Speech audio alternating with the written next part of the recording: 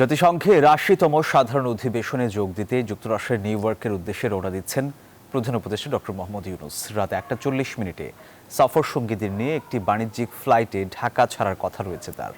যুক্তরাষ্ট্রে অবস্থানরত রাজনীতিকরা বলছেন, মূলত আন্তর্জাতিক সম্প্রদায়ের কাছে নির্বাচনমুখী আর ঐক্যবদ্ধ বাংলাদেশকে তুলে ধরবেন অন্তর্বর্তী সরকার প্রধান। আর সেজন্যই প্রতিনিধি দলের রাজনীতিকদের যুক্ত করা হয়েছে বলেও মনে করেন তারা।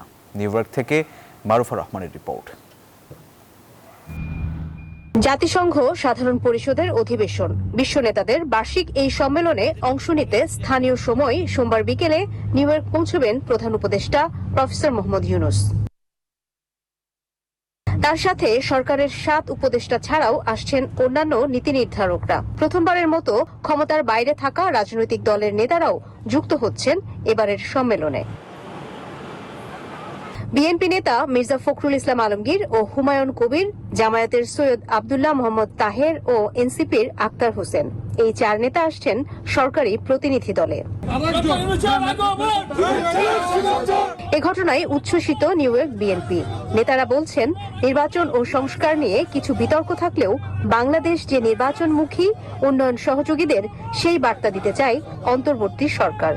আমরা চাই এই সরকার একটি সুষ্ঠু নির্বাচনের মাধ্যমে একটি গণতান্ত্রিক সরকারের ব্যবস্থা করবে, যে ৭১-এর যে চেতনা, ২৪-এর যে চেতনা, মানুষের ভোটের অধিকার, গণতন্ত্র, ন্যায় বিচার ফিরে পাবে।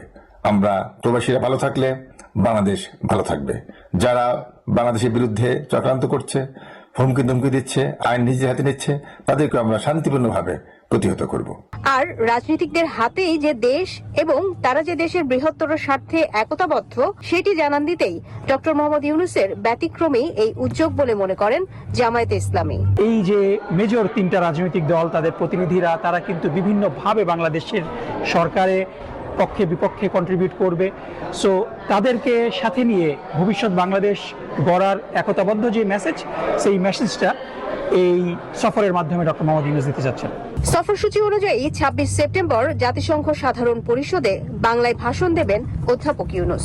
২৭ সেপ্টেম্বর অনাবাসী বাংলাদেশিদের সংবর্ধনা ও ৩০ তারিখ রোহিঙ্গা বিষয়ক বিশেষ অধিবেশনে যোগ দেওয়া ছাড়াও বিভিন্ন দেশের সরকার ও রাষ্ট্রপ্রধানের সাথে বৈঠক করবেন ডক্টর ইউনূস। ভালোবেসে একসাথে শান্তি এবং উন্নয়ন, এই শিরোনামে এবারে এক ছাদের তলায় আবারও জাতিসংঘের অধিবেশনে যুক্ত হচ্ছে বিশ্ব নেতারা।